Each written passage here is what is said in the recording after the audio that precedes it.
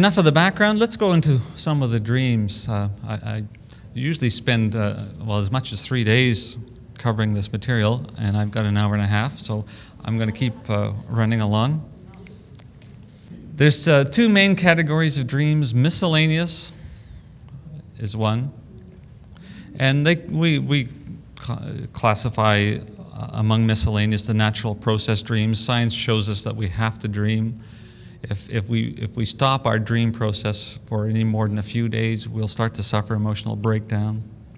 Sometimes the busyness of the day will cause us to dream. I like to equate that with a mental defrag, if you're familiar with computer terminology. Just taking all the little bits and pieces of a busy day and trying to put some order to them. Our body or our body chemistry will influence our dreams. John Paul Jackson talks about pregnancy and how many ladies who are pregnant will have a really mixed up dream, and it's because there's an overlap or a double exposure between the mother's dream and the infant's dream. And it's okay, it'll pass in 9 months. But those sorts of things will have an effect. I've got listed here false dreams. The Bible talks about them. It's not really that the dreams are false, it's that they're used for wrong reasons, for selfish reasons. They interpret the dream the way they want it to be interpreted rather than letting God speak to them. And that's a false use. We're to be aware of that. That's miscellaneous. What we're interested in is message dreams, and that's going to be our focus from here on. And of message dreams, we break them up into three main categories. Subjective, also called personal dreams. These are dreams that are for and about yourself, the dreamer. We also have objective dreams, also called impersonal dreams. And that's because they're for and about others, not the dreamer. And then we have combination dreams. And it's no surprise that it's a combination of both. We define them as dreams that are for others, but they affect or influence you as well. Now, aside from these, tomorrow I'll be talking about a caregiver's dream, a little bit more about literal dreams, but these are the main three categories that most of our dreams will fall into.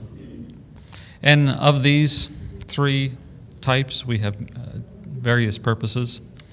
God gives them to us to encourage us, to give us guidance, direction, healing, all kinds of things. Getting back to these three types, a subjective dream or a personal dream is for and about you. How do you know your dream is subjective? If you are active in the dream, then it's for you and about you. Now, how did we come up with this? We like to try and fit things into formulas. 3 steps, 10 steps, whatever. We tried to do the same thing, and right now it's expanding a little bit, but what we found when we looked at the dreams in the Bible, there was a pattern to them, and it seemed to follow this. And we'll talk about the other two. And when we put it together, we presented it to Mark Verklard, and he was kind of surprised and decided to go into Scripture and find out was this valid? And he did the same thing as us, double-checking our work, and came to the conclusion that this really works. And we found that it does with people's dreams, having gone through hundreds of dreams with people. So if you're active in the dream is for you and about you, regardless of who else is in the dream. I'm going to spend a little bit of time on this because this is important. We can get into a lot of trouble when we go to somebody and say, you were in my dream, and I saw in the dream that you were stealing this or killing so-and-so or doing some other atrocity, and we heap a lot of guilt on them, and the dream was never for them if you were active in the dream. The way to know how to deal with people in your dreams is to see them much the same as we see every day in the movies. Star Wars, one of my favorites. I see Harrison Ford and Chewbacca are always together. They're never apart. And then I see another movie, Air Force One, or the president, where he's the president in this plane, and I'm looking for Chewbacca because they're always together, right? No, no, they're not. When we're watching these movies, we automatically make the transition between Harrison Ford's role here in this movie and his role in this other movie. And that's the same approach we need to take with people in our dreams. Look at the role that they're playing. The role is important, not who the actor is. Try and find out what that person means to you, how they've influenced you. And then you'll start to understand what God's speaking to you.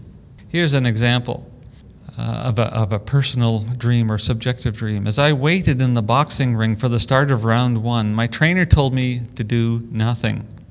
The bell sounded, we moved in, danced around, but did nothing. The bell sounded, ending the round, and I sat in my corner until the bell started round 2. This time, we jabbed at each other. I hit him, he missed me. I threw a left-right combo, and he went down for the count.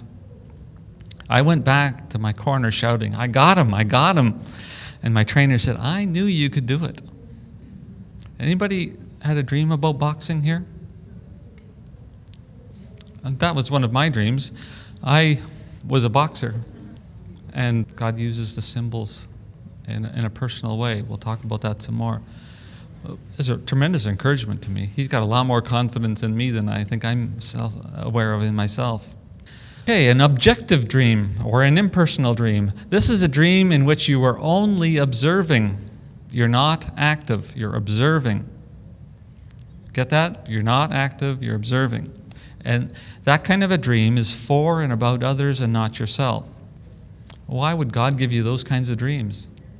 Well, it's more of a prophetic dream than the first type.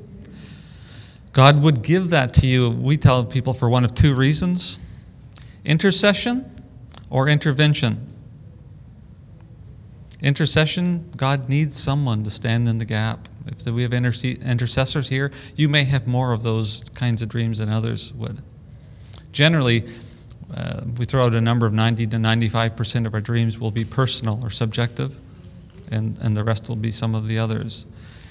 But if you're an intercessor or you're prophetic, you may have more of these because God needs you to do something. Interceding is safe.